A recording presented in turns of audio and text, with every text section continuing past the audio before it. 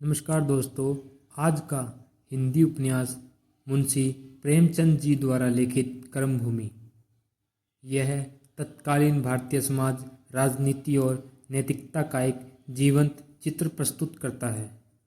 विशेष रूप से महात्मा गांधी के विचारों और राष्ट्रीय आंदोलन के प्रभाव को दर्शाता है। यह उपन्यास आदर्शवाद और यथार्थवाद के बीच के द्वंद्व, व्यक्तिगत संघर्षों और सामाजिक परिवर्तनों की कहानी है। उपन्यास के प्रमुख पात्र अमरकांत। उपन्यास का नायक वह एक आदर्शवादी, संवेदनशील और सिद्धांतवादी युवक है। वकील समरकांत का पुत्र होने के बावजूद वह अपने पिता से घृणा करता है, क्योंकि उसका पिता एक लोभी व्यक्ति है।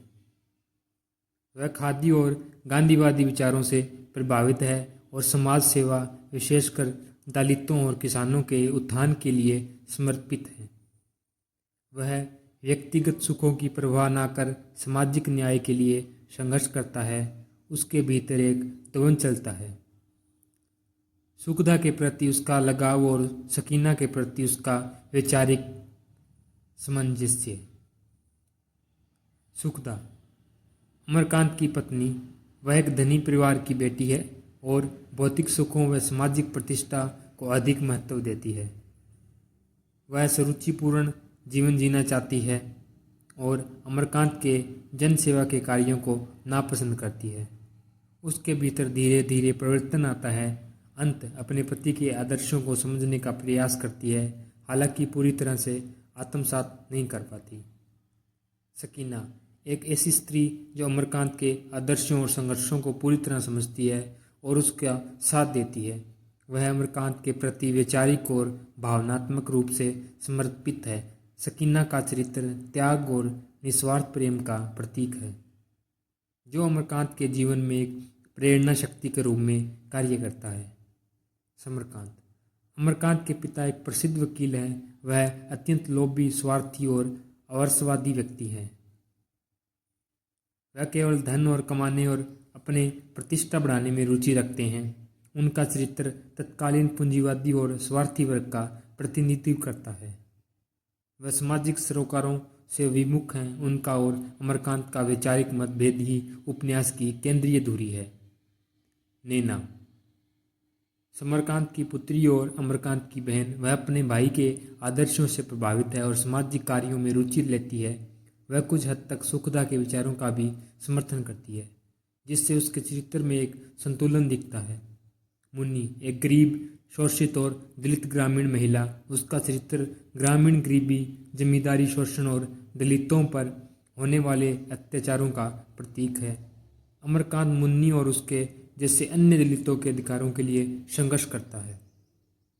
काले खां एक अपराधी जो बाद में परिवर्तित होकर सुधार के मार्ग पर चलता है। उसका चरित्र प्रेमचंद के इस विश्वास को दर्शाता है कि कोई भी व्यक्ति पूरी तरह बुरा नहीं होता, उसमें सुधार की संभावना हमेशा बनी रहती है। उपन्यास का सारांश। उपन्यास का कथानक अमरकांत के पारिवारिक जीवन से शुरू होता है। वह अपने पिता समरकांत के धन, लोभ, स्वार्थ और संकीर्ण विचारों से असहमत है। समरकांत मंदिर निर्माण के नाम पर चंदा इकट्ठा करते हैं, लेकिन उनका असली मकसद अपनी व्यक्तिगत संपत्ति बढ़ाना होता है। अमरकांत इन पाखंडों और भ्रष्टाचार से आहत होते हैं। सामाजिक आंदोलन और संघर्ष। अछूतों का मंदिर प्रवेश आंदोलन। उपन्यास का एक महत्वपूर्ण हिस्सा अछूतों, दलितों को मंदिर में प्रवेश दिलाने का संघर्ष है। अमरकांत दलितों के मानवाधिकार का समर्थन करते हैं और उन्हें मंदिर में प्रवेश दिलाने के लिए सत्याग्रह करते हैं। इस आंदोलन में उसे भारी विरोध का सामना करना पड़ता है, विशेषकर रूढ़िवादी और ब्राह्मणवादी ताकतों से। वह इन संघर्षों में अछूतों का नेतृत्व करते हैं और उनके साथ जेल जाते हैं। किसानों का लगानबंदी आंदोलन।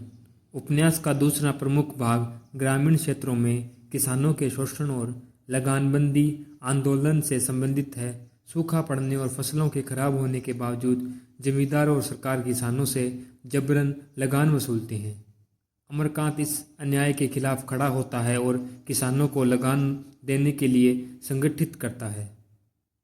वह उनके अधिकारों के लिए संघर्ष करता है भूख हड़ताल पर बैठता है और अंत जेल जाता है। वह सब इसलिए करता है ताकि किसानों को न्याय मिल सके। यह आंदोलन गांधी जी के सविनय अवज्ञा आंदोलन और किसान आंदोलनों का स्पष्ट प्रतिबिंब है। व्यक्तिगत संबंध और द्वंद्व। अमरकांत का विवाह सुखदा से होता है, लेकिन उनके विचारों में भारी अंतर है। सुखदा भौतिकवादी है और अमरकांत के जनसेवा के कार्यों को अव्यावहारिक मानती है। उनके वैवाहिक जीवन में तनाव रहता है, वही सकीना अमरकांत के आदर्शों को समझती है और उसे भावनात्मक सहारा देती है।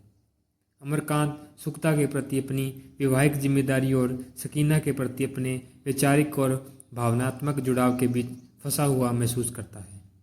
यह द्वंद्व उपन्यास को मनोवैज्ञानिक गहराई प्रदान करता है। जेल जीवन और आत्मचिंतन। सामाजिक आंदोलनों में सक्रिय भागीदारी के कारण अमरकांत को कई बार जेल जाना पड़ता है। जेल में वह अन्य क्रांतिकारियों, स्वतंत्रता सेनानियों और विभिन्न सामाजिक राजनीतिक विचारधाराओं के लोगों से मिलता है। जेल जीवन उसे आत्मचिंतन का अवसर प्रदान करता है और उसके आदर्शों को और भी अधिक मजबूर करता है। समरकांत का परिवर्तन। उपन्यास के अंत में समरकांत के चरित्र में भी कुछ परिवर्तन आता है। अपने पुत्र के संघर्षों और सामाजिक जागृति के प्रभाव से वह अपने लोभ और स्वार्थ से ऊपर उठने का प्रयास करता है। यह परिवर्तन प्रेमचंद के इस विश्वास को दर्शाता है कि मनुष्य का हृदय परिवर्तन संभव है। सम्पान और संदेश। उपन्यास क्रमभूमि का अंत पूरी तरह से निराशाजनक नहीं है, बल्कि एक सकारात्मक मोड़ लेता है। सरकार और जनता के प्रतिनिधियों के बीच समझौता होता है।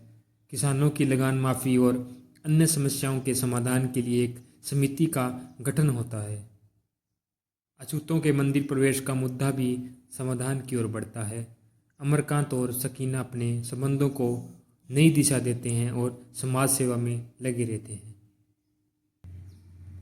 उपन्यास का मूल संदेश ये है कि कर्म ही जीवन है और समाज सेवा ही सच्चा धर्म है। प्रेमचंद ने दिखाया है कि कैसे व्यक्ति, आदर्श और सामाजिक संघर्ष मिलकर एक बेहतर समाज का निर्माण कर सकते हैं। यह उपन्यास गांधीवादी विचारों, अहिंसक प्रतिरोध और सामाजिक सुधार की शक्ति को दर्शाता है, जिसमें प्रेमचंद ने भारतीय समाज की तत्कालीन जटिलताओं को बड़े ही मार्मिक और यथार्थवादी ढंग से प्रस्तुत किया है। यह उपन्यास आज भी प्रासंगिक है क्योंकि यह सामाजिक न्याय, समानता और मानवीय गरिमा के लिए संघर्ष की कहानी कहता है। आज के लिए इतना ही। धन्यवाद।